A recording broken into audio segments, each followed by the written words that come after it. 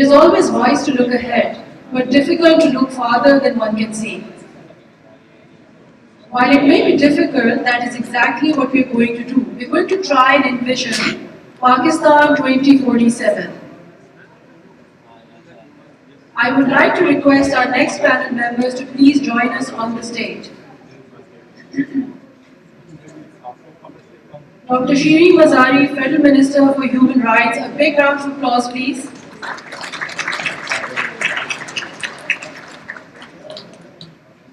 Senator Dr. Musaddiq Malik, Senator Anwarul Haq Kakar,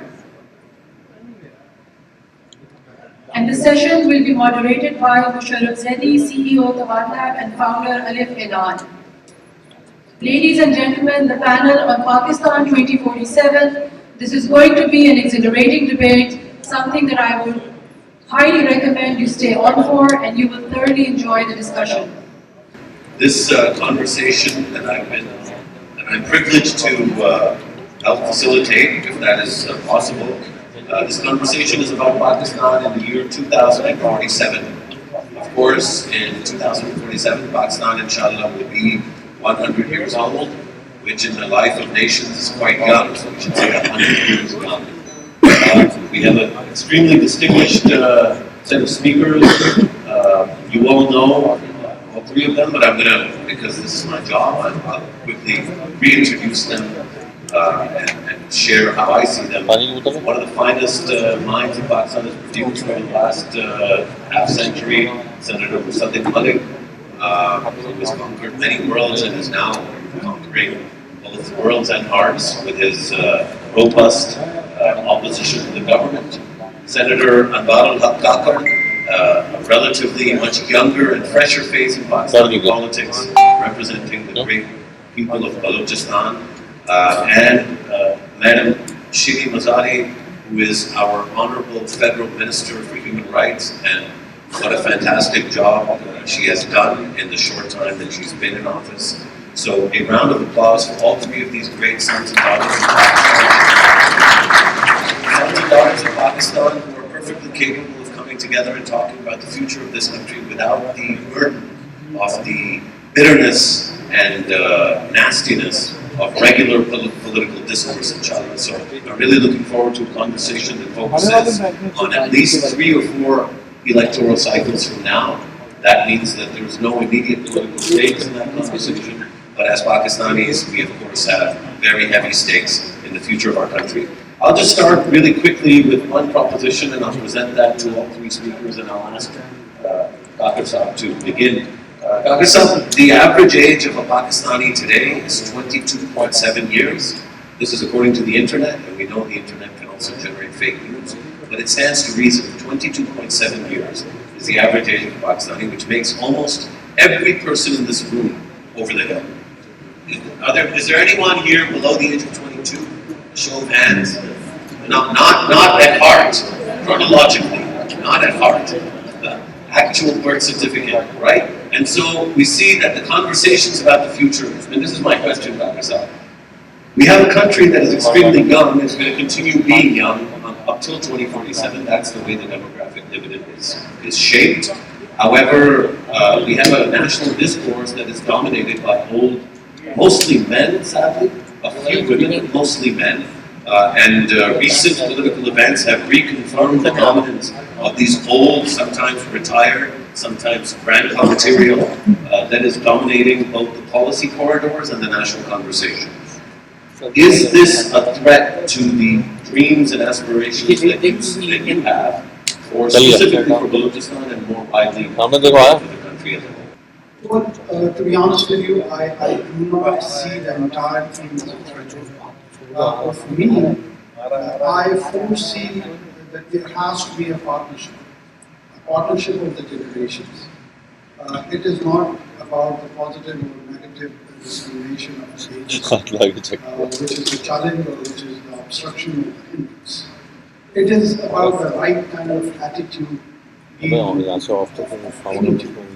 can have a very wise young man you see and we have learned from human history.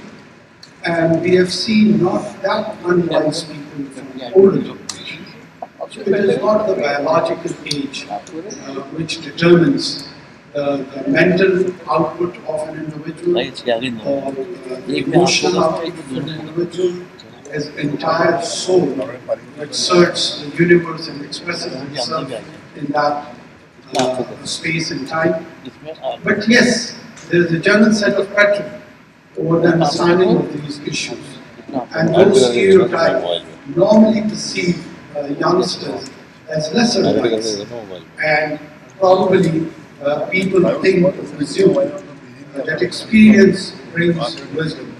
Once I was attending a conference like this, and someone very rightly described that if someone comes up to you and tells you that I've got 20 years of experience, and I'm basically, what actually he has is 1 year experience 20 times. So we learn initially and we keep on repeating whatever we have learned. So how I view it or I foresee it, I personally feel that the youngsters have bringing a lot of impact in the social fabric, in the political fabric, be it from the opposition side, be it on the economic realm. I will give you a classic example of a newly so-called a social emerging pattern in the south of the country by the name of PTI. We had a deep Pashtun nationalist figures like Bacha Khan, starting from Bacha Khan and ending up on Samad Khan Shahid and so on and so forth. But you see those youngsters by relatively less fame, but leading more or less an ethnic group and driving a narrative which is seeking national attention and international attention both. You may agree with it or you may disagree, but the youngsters are playing an important role.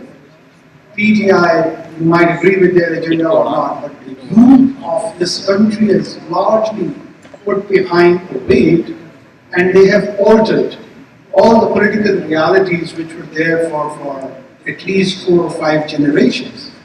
And that so-called challenge to the dynastic politics did came with the energy and the weight which was put behind the PTI. Again, for right or wrong reasons, you can argue with that. You see the corporate sector in this country. I feel a lot of young blood, young energy, which is leaving the mark on national screen and international screen. I do feel that there is a requirement of a partnership of the different generations. Jawanon ko peeron ka ustad kar. It was earlier said by a famous poet of the East.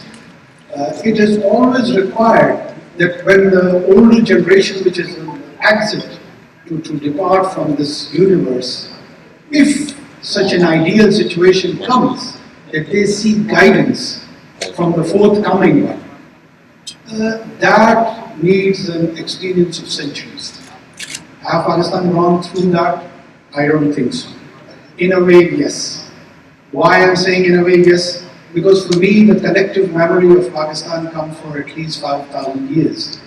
We are a piece of land which has been craved out, in which from Sanskrit to Arabic to Persian to English, our local languages, it all has craved the collective psyche of these 200 million people who identify themselves in 2018 or 2019 as Pakistanis. This is the reason that people in Pakistan understand Gujarati.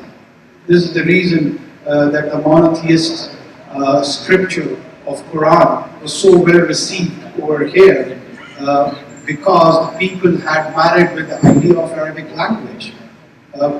Hafiz Shiraz or Umar Khayyam, their couplets are still being recited in the social and literary circles of this country, which is shaping the collective psyche of our people. So, 200 years of colonial Raj, that's why we are having this conversation in English. Right, so let me just, I think you've outlined or highlighted 2 really interesting things. I mean, one is You mentioned PTM and kind of ethnic assertiveness, and which is obviously, an important feature of our political life. And you've also identified the syncretism or the synthesis of the Pakistani identity as being pre-Pakistan and post-Pakistan, and not just one or the other.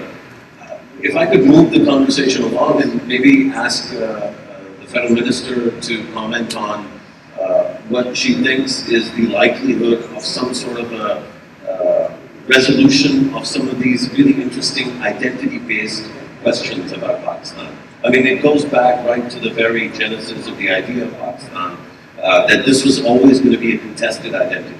The identity of being Pakistani or Pakistaniyat itself is contested, and many times is contested by constituent identities, right? Where maybe a Pakhtun stands up and says, I want my Pakhtun identity to be recognized as foundational, both for what I am and why I suffer in this life or in this country. And of course, we've had similar challenges from all the different ethnic identities in the country. In the year 2047, do you anticipate that we'll continue having these conversations in exactly the same way? Do you anticipate things will get worse in terms of cohesion? Or do you think that we would have resolved some of these questions and have a more self-confident version of Pakistani that drives us forward? I think that I don't look at the way of looking at it. What I see is that we're a nation that is heterogeneous. We have multiple ethnic groups that comprise Pakistan, and we have multiple levels of identity, and it's not unique. In a number of, the concept of the nation state where there's one ethnic group is finished a long time ago. So, if I'm asserting my identity as a Baloch or as a Saraiki or as a Pashtun, that doesn't mean I'm undermining my identity as a Pakistani. I think that there is the micro-level identity and there's the macro-level identity. The reference was made to PTM. If you listen to their speeches, they talk of their rights within the constitution of Pakistan. You may disagree with some of the allegations and long sort of extreme statements, but they always refer you to the constitution of Pakistan. So I don't see my assertion as I myself count myself as a Baloch living in South Punjab. But I will assert my identity as a Baloch. I will assert my identity as coming from South Punjab. But at the end of the day, I am a Pakistani first and foremost. So I think the problem is that the state has to realize that Pakistan comprises a number of heterogeneous ethnic groups, religious groups, and that identities are not singular. I think the problem lies not with our people. Everybody should assert their various identities. Look at the richness of our culture comes from the fact that we've inherited the Indus civilization, we've had inputs from Persia, from the Arab world, and from other parts of the world. So the fault lies with the state, which has tried one way or another to straitjacket people and have what they want as a singular, straitjacketed Pakistani identity, which actually deprives you of the reality, but also deprives you of the richness of your identity. So the problem does not lie with the citizens or civil society or people or the youth. The problem lies with the state, which has to readjust itself, because youth now have access to real-time information, media, and they're in a hurry. And we are a state, we're a country that is comprising primarily of youth. But the state has been unable to adjust to the realities of the ground. So the problem has to evolve from the level of the state. And we look at the experiments, one unit, again, trying to straitjacket Pakistani identity into a singular framework, which is not correct and not needed, and also is damaging. Ma'am, is it possible, it's kind of a similar question that I posed to Senator Ballard. Is it possible for a state to be more adaptive and flexible when so many of the people running the state are either approaching their 60s or well into their 70s? I don't think that should be an issue. It's not a matter of age. It's a matter of adjusting to ground realities. And I think if you're flexible, if you feel the pulse of the nation, then you can adjust. So again, I'd say what I'm trying to say is not the age that matters, but how well in tune you are with the realities on the ground. And you know, there's opportunities for the state and any government that comes or is in power, and there are also dangers.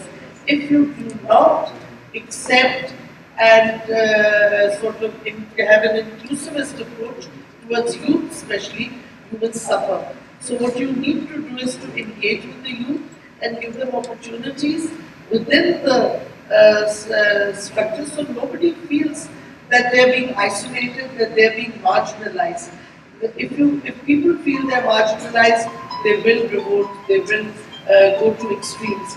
The biggest challenge for us today in Pakistan is, can we avoid marginalization of segments of our society so that we avoid the long-term problem of extremism, which has its own repercussions, which we've been seeing in terms of violence, terrorism, and so on. So I think that is the biggest challenge for the future. Many of us won't be around at that time, but I think this is a challenge for which we need to start preparing now. It can't happen suddenly, it will evolve over a period of time. But we know the dangers, and it's an exciting time also to be able to address the challenges, because you will see results that you will know are strengthening the foundations of Pakistan, and as you put it, Pakistanian.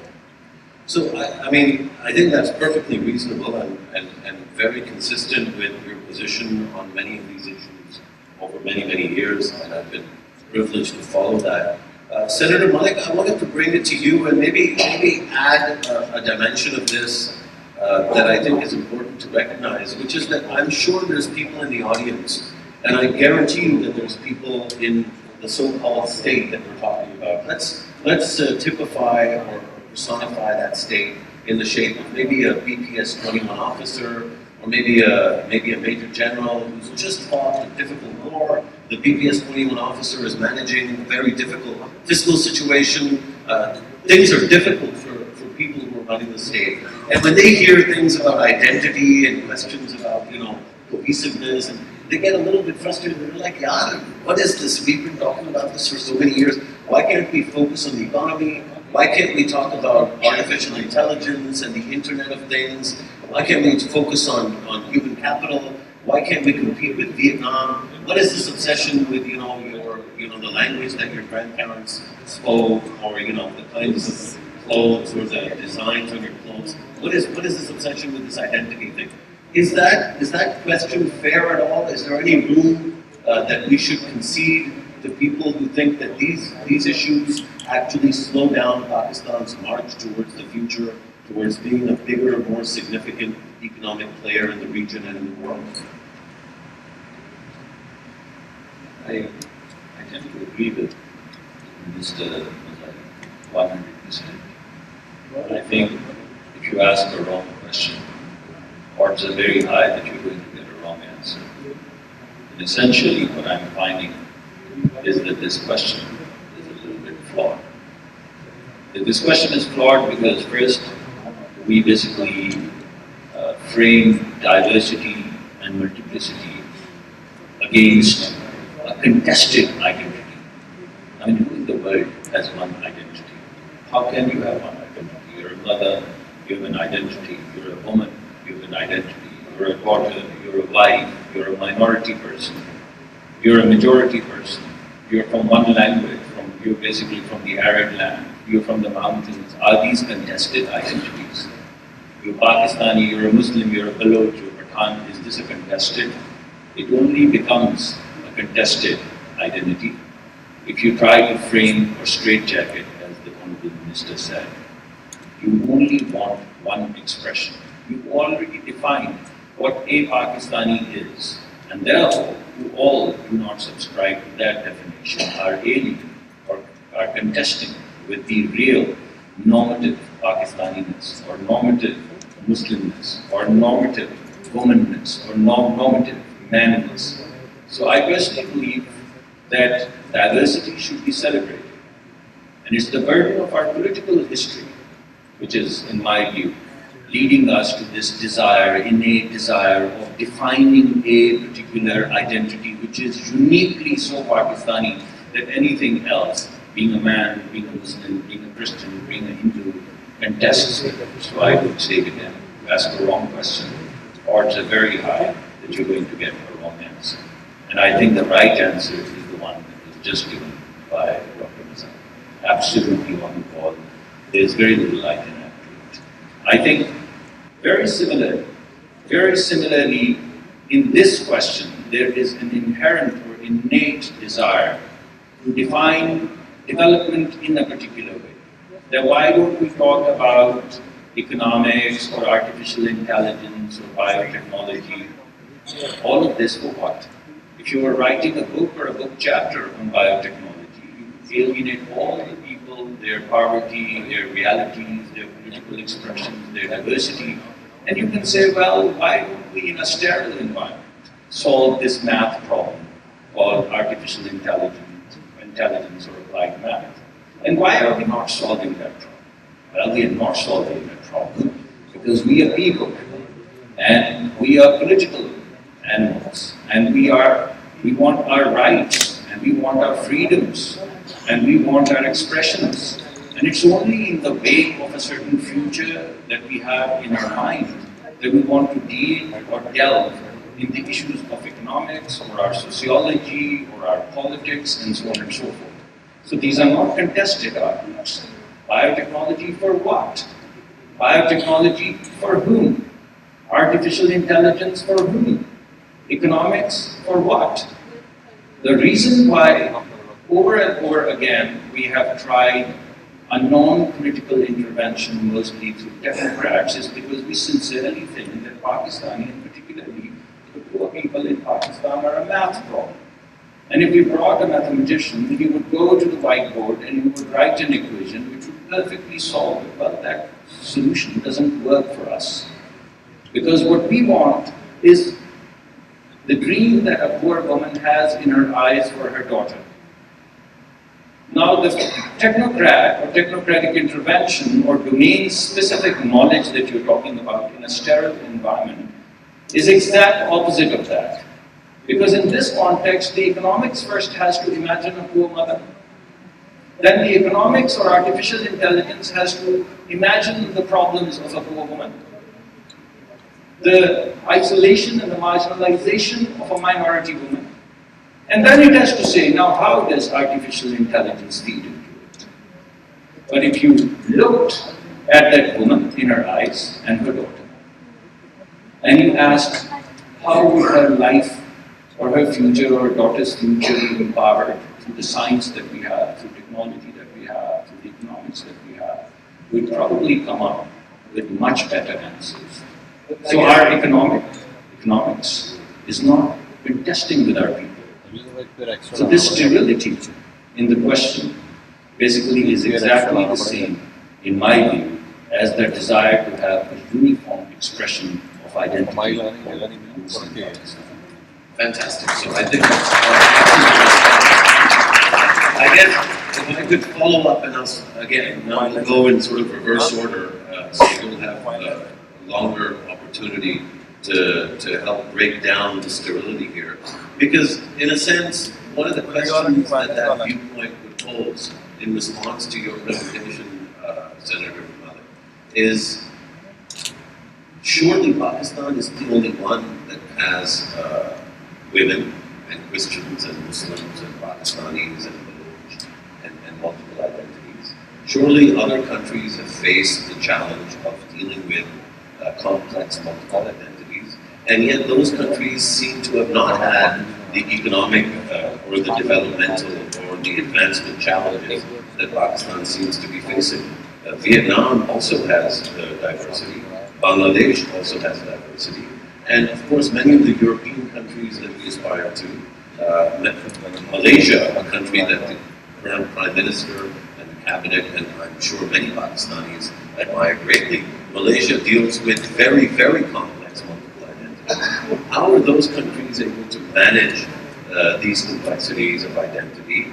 How are they able to look into the eyes of their poor women and men and children and deliver to them the infrastructure, the services, and the dignity that affords them the vaqar of walking around the planet without their heads hanging in shame, especially at new airports?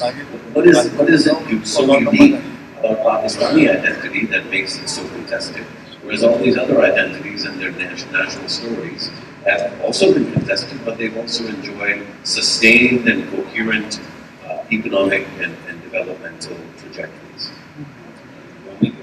Yeah, I thought I'd start with you because it's a bit of a continuation. And I think these are not the only countries in the universe of countries that are economically and politically developed simultaneously. I have my friend Shah sitting here, he comes from the United States, Saad is sitting here, my friends travel all over the world. They've seen the entire spectrum of countries where economics is political economics, political economy. So countries are dealing with the political realities, their nature of poverty. In my mind, if you just want to talk about economics, and I can talk about politics as well, every country's politics, every country's economics has a certain personality. And if you don't understand that personality, you cannot make public policy. What do I mean by personality? What I mean by personality is the way a poor man would react to your intervention, your policy intervention. While the economics look maybe the same all over the world, but how people react to your economic intervention or your cultural intervention or your political intervention is diverse, and we've seen it over and over again, that the Dutch and the Swedes do not react in the same manner as the US people.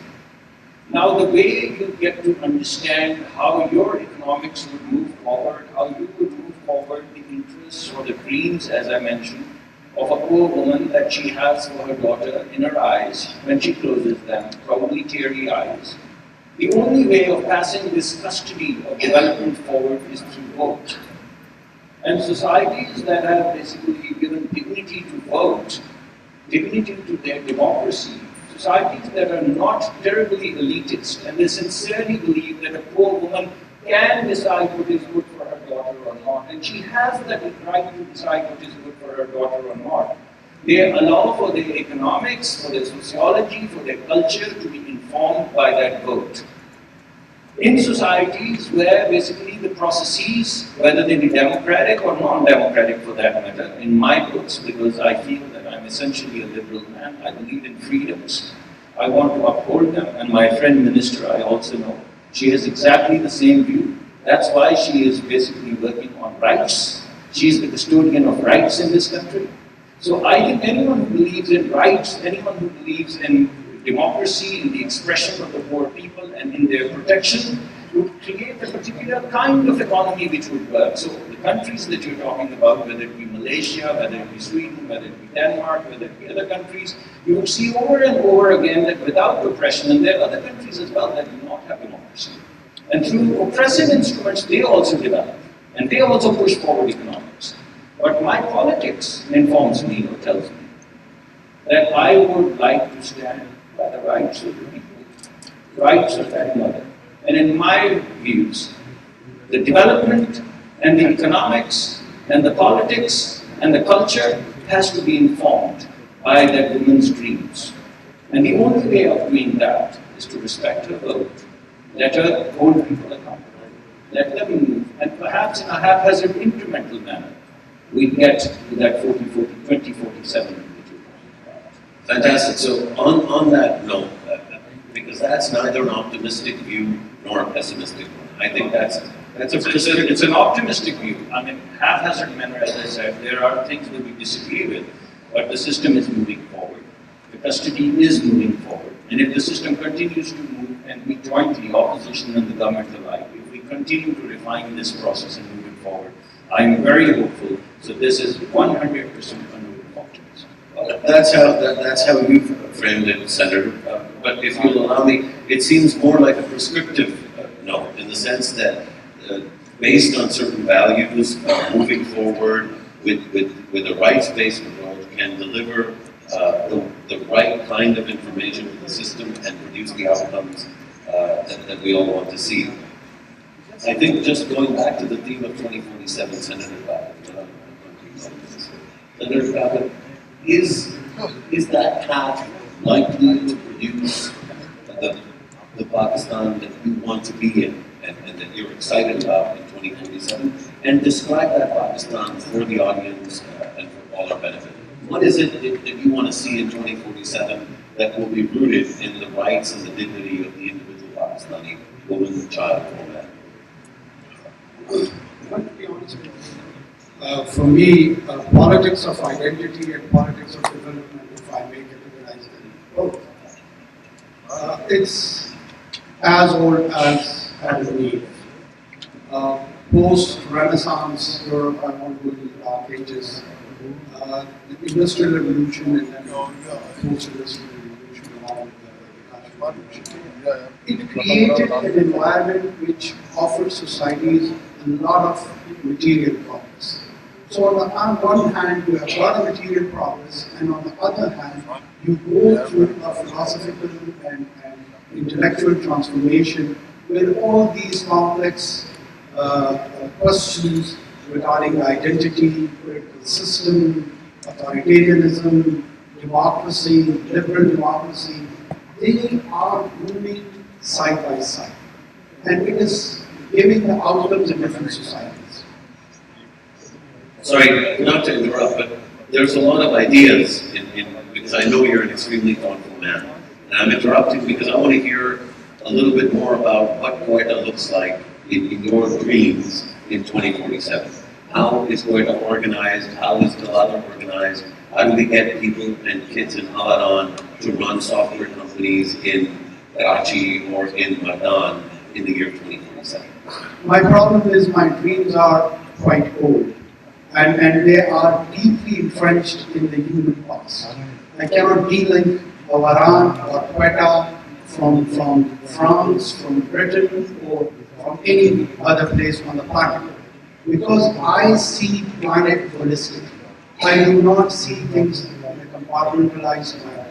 That's why I do carry a sense of past, and on the basis of that sense, I try to forecast what kind of Quetta I would have or what kind of Oran I would have. It cannot be done in isolation, in my opinion.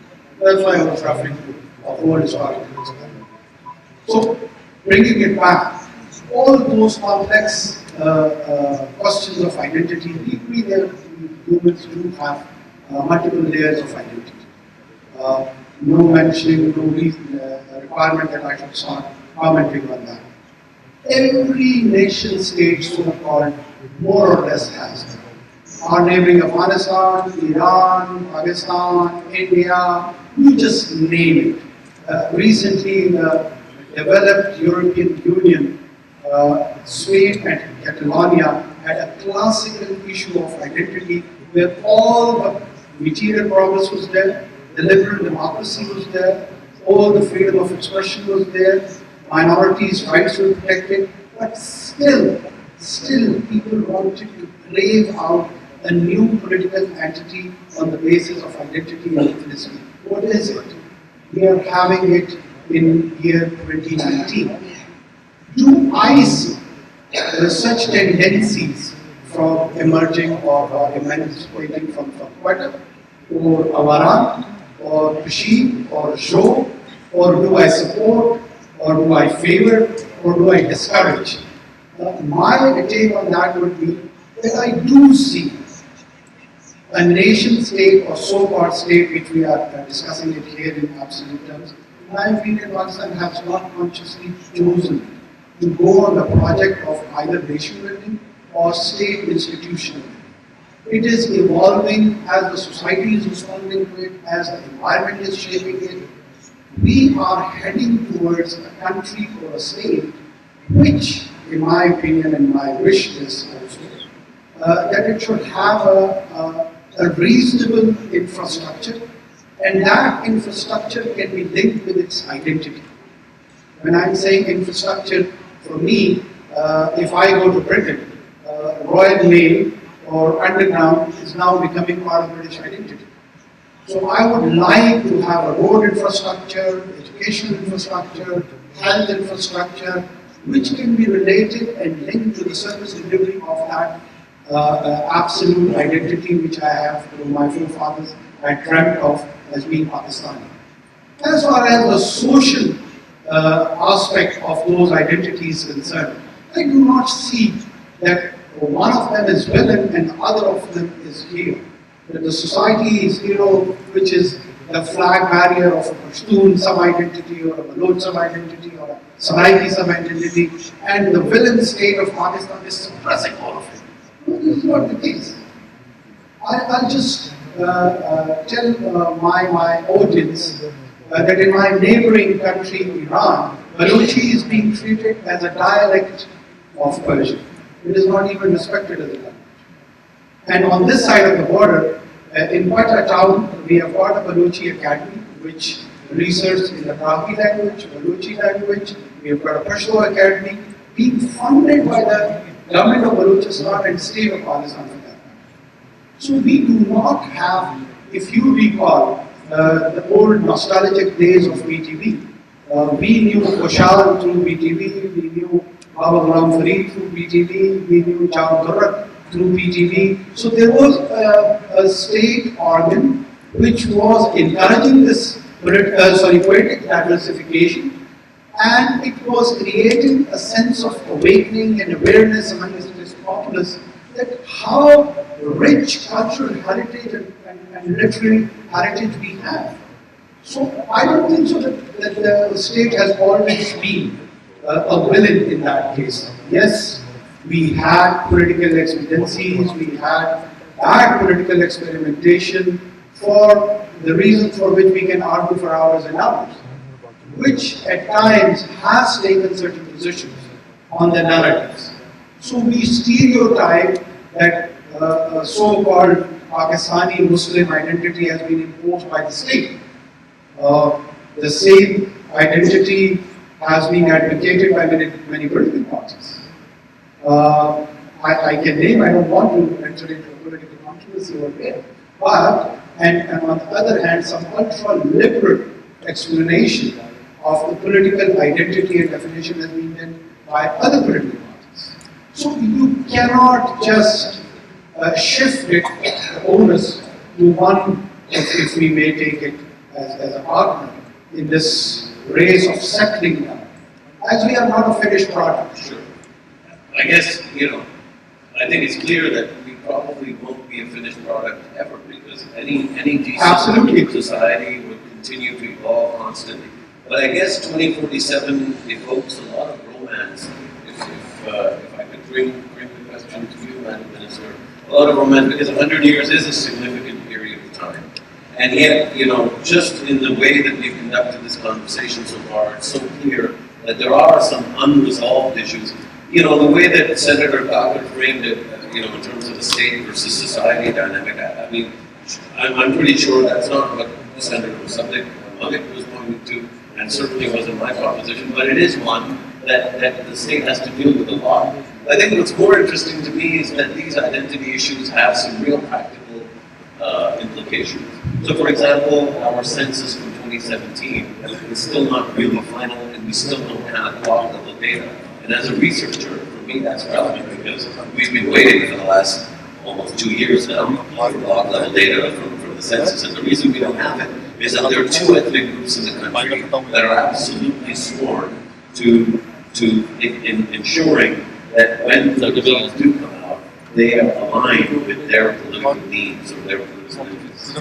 By 2047, Madam Minister, do you think we have grown enough in a direction that can adequately address at least these baseline level data type questions? I hope so. I think to answer your specific question, I want to add something to what General points that Senator Thakur raised. Certainly, and we are now beginning to move seriously towards data collection. For example, after 23 years, our ministry has launched a child labor survey with UNICEF.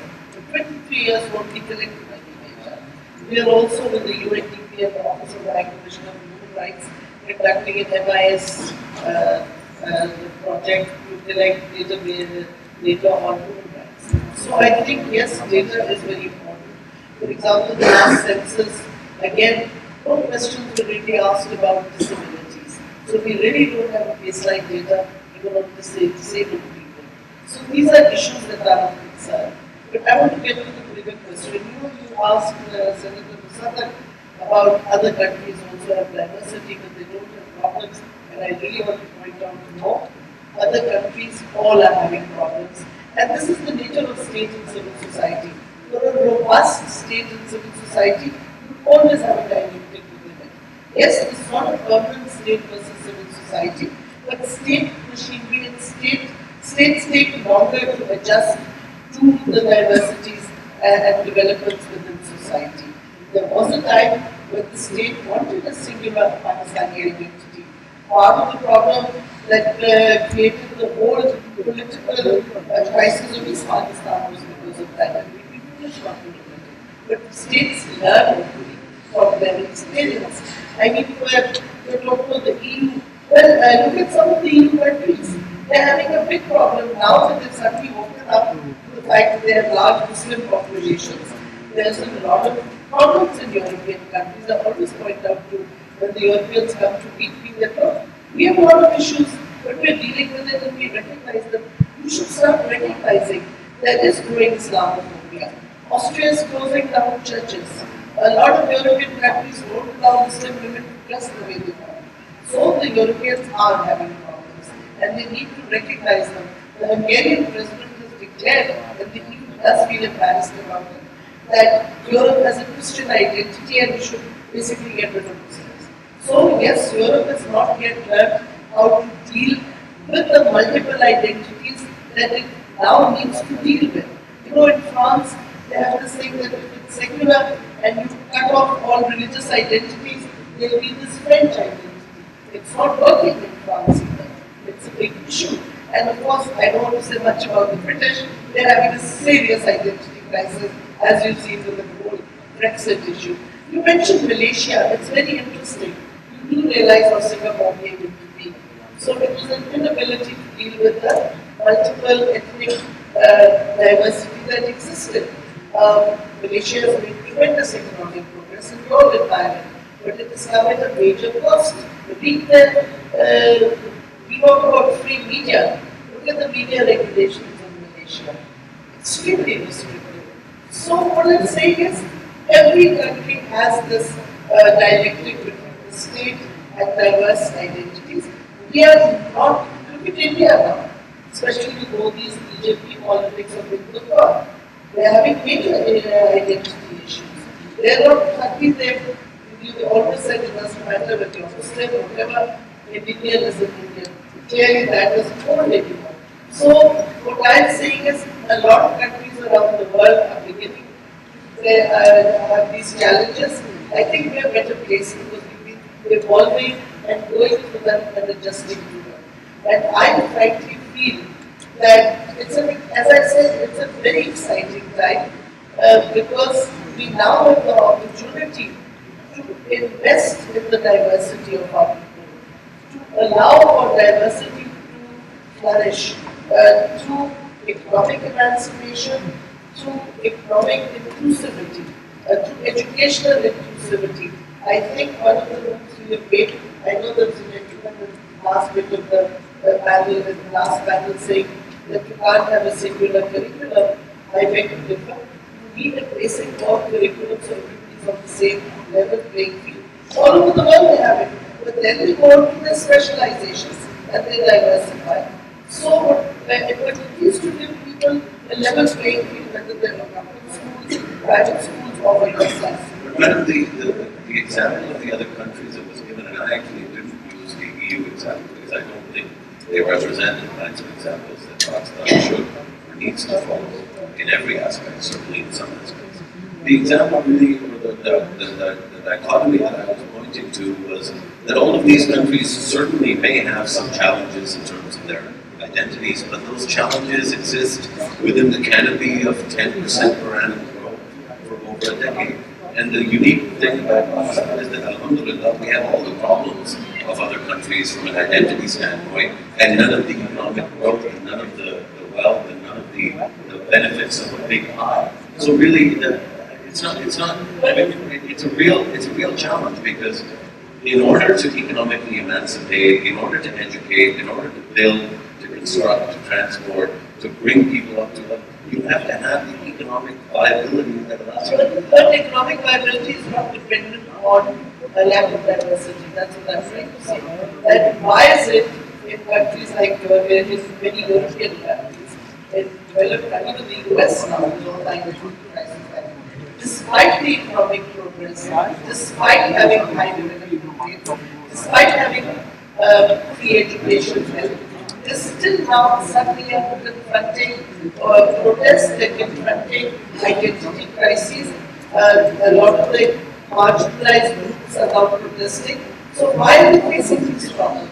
So I don't see the link between diversity and lack of economic development. So if your economy is not progressing, that's a separate issue. And there are other factors that you can identify. I'm not an economist, as I told you at the beginning. But That's too bad because we could use a couple of economists yesterday. but the lack of economic progress has nothing to do with the diversity of the country, with the multiple richness, cultural richness. In fact, that should help develop. So I think that the two are not directly linked. That if you have multiple identities and diversity, your economic progress will be slow. I don't think that there's a correlation. You know, this is a fantastic panel, and we've had some very sophisticated discourse around identity and around the future. We could go on for several hours longer, but I suspect that we are approaching our time limit, though we're not there quite yet because we were forced to begin a little bit late.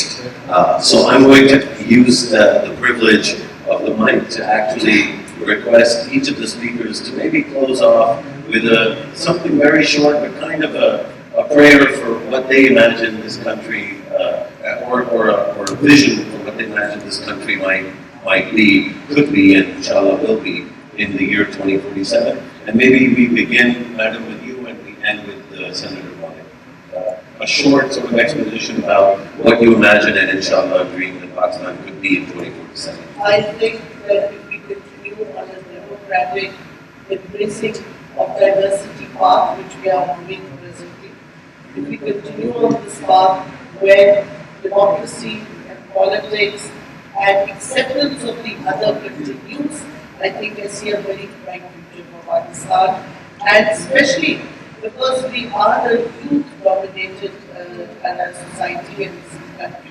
I think, therefore, we don't have the problems with aging population. So there is much hope, but we must be aware of the dangers. If we fail to embrace and mainstream all our populations, we will have dangers and we will have threats that we don't need to have. Excellent. Thank you, Madam. Senator Khan. What I wish that I see in 2047 a Pakistan which has a rule-based society in which citizenry can realize its potential on the basis of merit-based, and all the diversification, be it ethnic, religious, or otherwise, they are only part of the social identification and social interactive forums, but it is not being translated either in political or economic terms. Thank you, Senator Khan. And finally, Senator Musammad. See, from my point of view, when we're talking about 2047, we're talking about a future that we haven't seen. People who graduated in 2010 are going to retire in 2047. We don't know what 2025 is going to be. So the fundamental question that we're asking ourselves is, what is that one factor that is going to drive into the future that we cannot see and we haven't seen?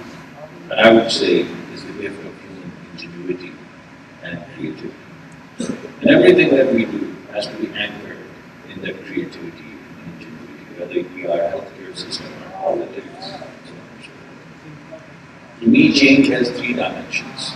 The first of which is disillusionment with the status quo. And we have ample. We have ample. The second is an alternative worldview. If not this, then in 2047, what?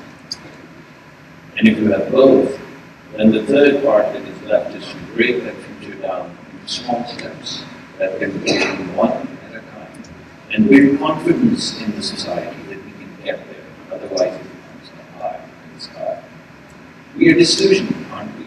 Talk about politics, we talk about corruption. Talk about our social infrastructure. We talk about the illiterate and the poor and the ill and the dying and the mothers and the maternal mortality rates and infant mortality rates. Talk about security, and we just had the Hazaras line in the streets. Talk about politics. Talk about rights, and we are disillusioned. There is not one person in this room who is not disillusioned. So then what is the alternative worldview? In someone dreamt in 1960s or 70s that would be a nuclear power. Go any place in the world and ask a person who's not been to Pakistan, give them the statistics of poverty, of education, of health, and ask them, this country wants to be a nuclear power. They will laugh you out all the way to the wall. But we are a nuclear power. This is the power of imagination. Now, how hard was it? How hard was it? I'm reading from this bottle. How hard was it while we were building Mangala dams and Kabila dams and now still talking about dams? For us to imagine a kid toddling all the way to a tap, opening it and drinking a glass of water.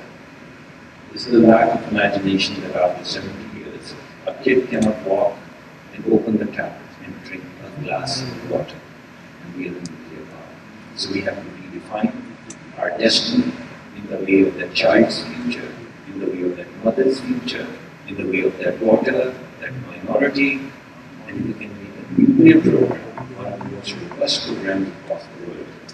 Why can't we achieve a society where security is in peace and development and politics is not a barrier to growth and prosperity?